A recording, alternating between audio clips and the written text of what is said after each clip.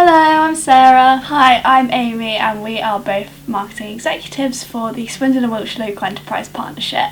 We've just completed our Level 3 Marketing Assistant Apprenticeship. And today we are going to tell you a little bit about the process and a bit about the actual apprenticeship itself.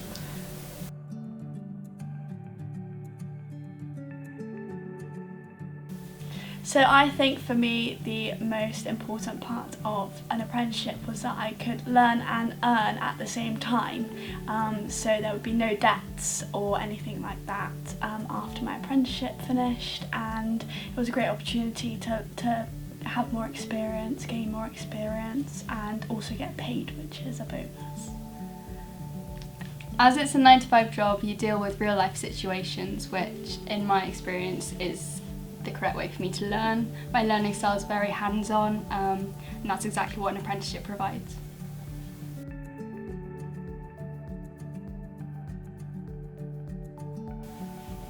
So for me, I just finished my A-levels and I was working in retail, which I didn't want to do for my whole life. So I had a look on kind of Google, just searched up apprenticeships in the area, and I went onto the government website, which is where I found the apprenticeship. Once I had found that, there was a few questions. I had to send in my CV, I had to answer the questions, and then I just crossed my fingers and hoped that I was successful. For me, I was a little bit older, so I'd already been out of school, finished my A-levels for a couple of years. I had experience in a couple of different industries, the creative industry and retail as well. But I had a bit of time during COVID, so I finally thought about what I actually wanted to do long term. And like Amy, I found it on the government website, sent in the CV and crossed my fingers too. So when I was looking for my apprenticeship, I wasn't sure kind of what industry I wanted to go into. I knew I wanted to do something creative. I'd done that sort of through GCSEs and A-levels, so I knew that that was kind of my pathway. However, I wasn't really sure what industry specifically. So when this marketing assistant apprenticeship came up, I thought, oh, that's kind of, a bit creative and also kind of will help me gain some skills. And yeah, so I think the message is kind of, if you don't know what you want to do, you don't have to worry. It's like a good taster. Definitely. Whilst earning a qualification, you get that experience to see if it is the field and the type of work that you actually want to do. Instead of learning about it and then doing it, you're doing it both at the same time. Yeah, and that definitely helped me, and I think that kind of made me more sort of wary of the fact that I didn't have to know what I wanted to do. I could just give it a go and see if this was what I wanted to do, and then, like you said, you don't have to stay in this industry or this apprenticeship forever. So it just gives you a taster. So you can obviously try it, get the qualification and have that as sort of a fallback, I suppose, but you can also do other levels, higher levels. So we now have the choice obviously to do level 4. I think it goes up to 8, but I don't know, I guess the training providers can confirm that or not, but there's obviously higher levels, so we've got that option now.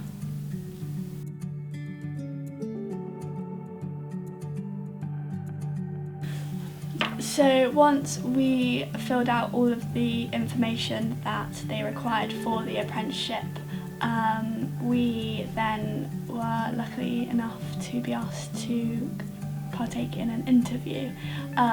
So we had this on Teams, as it was obviously during the COVID period. So that was obviously quite a different experience. And we had our now boss with his boss there, and then the skills provider Amanda, and it was a lovely process, I'd say. Really felt quite natural. The conversation flowed. It didn't really feel like an interview. It wasn't very scary. It was quite relaxed, which was good.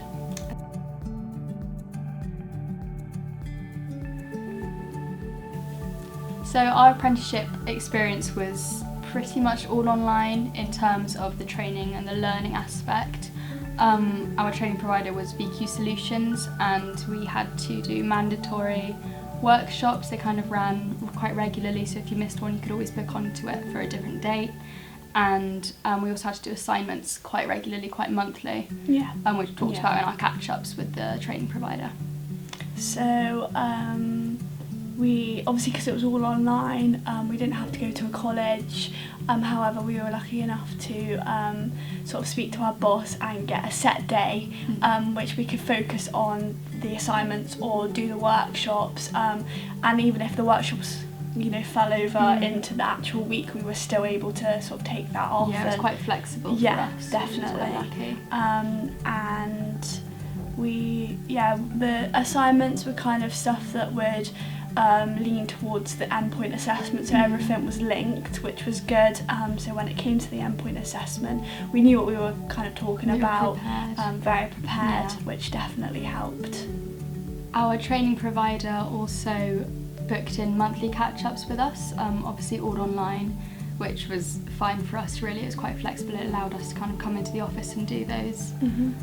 So that was monthly, and then bi-monthly we'd have one with the training provider and with our line manager as well. So it was quite consistent, there was quite regular catch-ups to see how we were getting on and what help we needed as well. Yeah, definitely. And even if, away from these meetings that were set up, we needed help, they were always, an email away, a phone call away. Communication was very consistent and accessible, which definitely helped if there was any queries that had come up. Yeah, I don't think we were kind of disadvantaged that it was all online. I think in some aspects it made it kind of easier for us with our workloads. Yeah, definitely. But that was our experience with the training.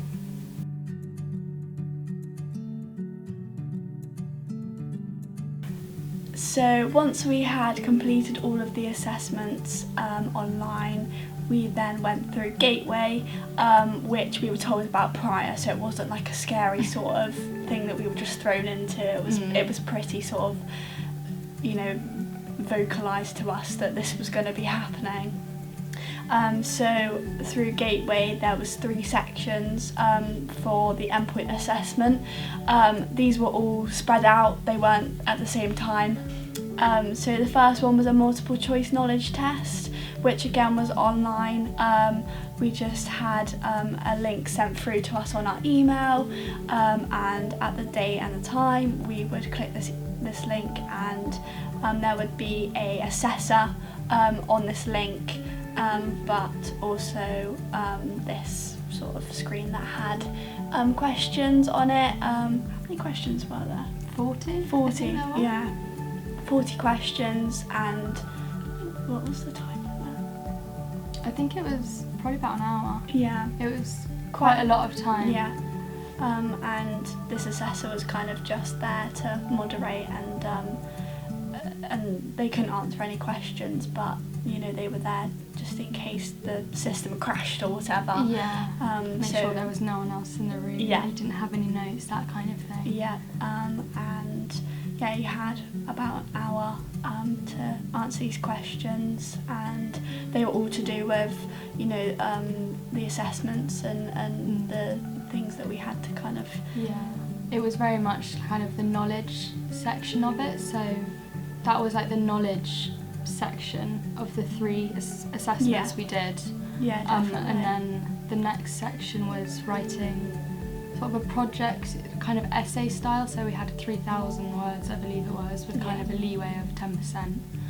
And that was more to show off our skills and prove that we're actually capable of doing what we're saying that we can do, if that makes sense.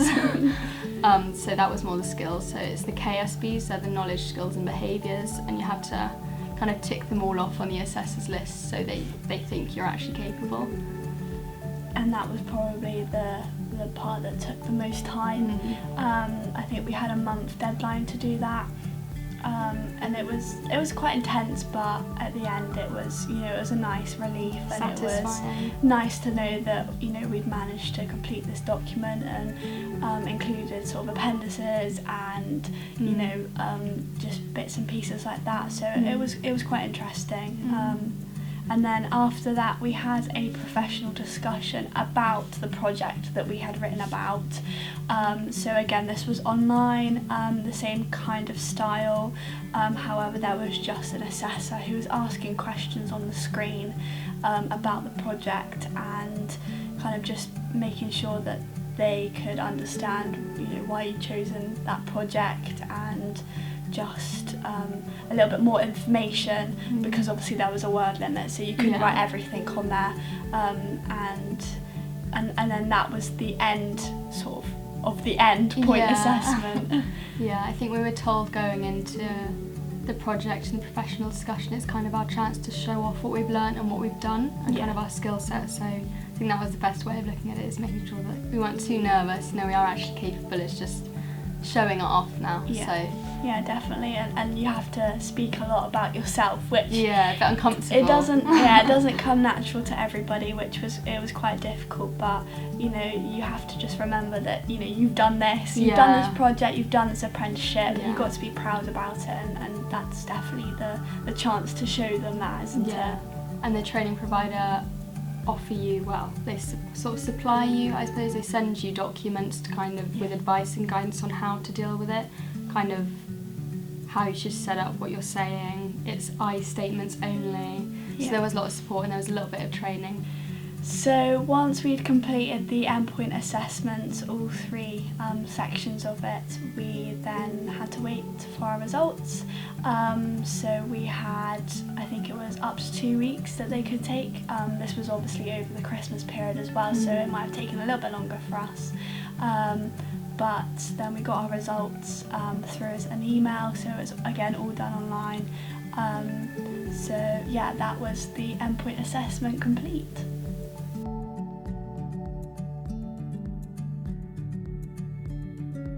So once we were qualified as marketing executives, our workload has increased. Obviously we've got more time on our hands now, so that's been good, and it's meant that we are able to help out and support the business a little bit more.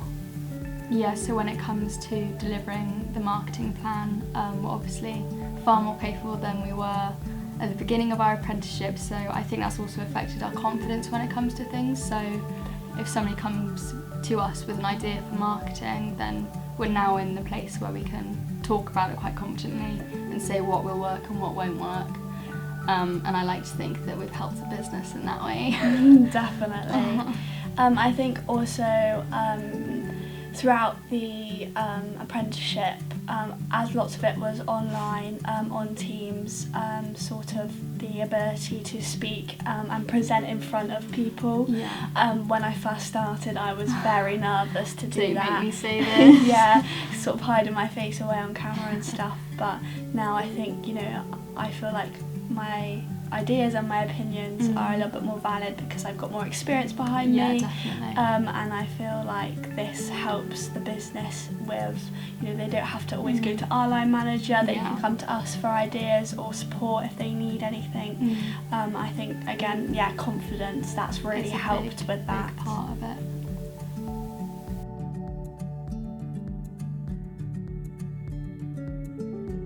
So overall, I think it's safe to say we both think that apprenticeships are worth to consider.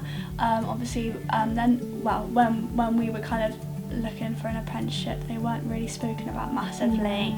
I think they're becoming more popular and more people are hearing about them now, which is amazing.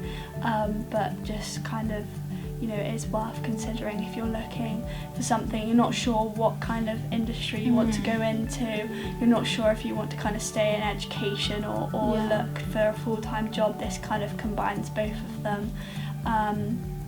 Getting paid and learning is just such a big bonus. And there's loads and loads of apprenticeships out there, loads of sectors and loads of advice.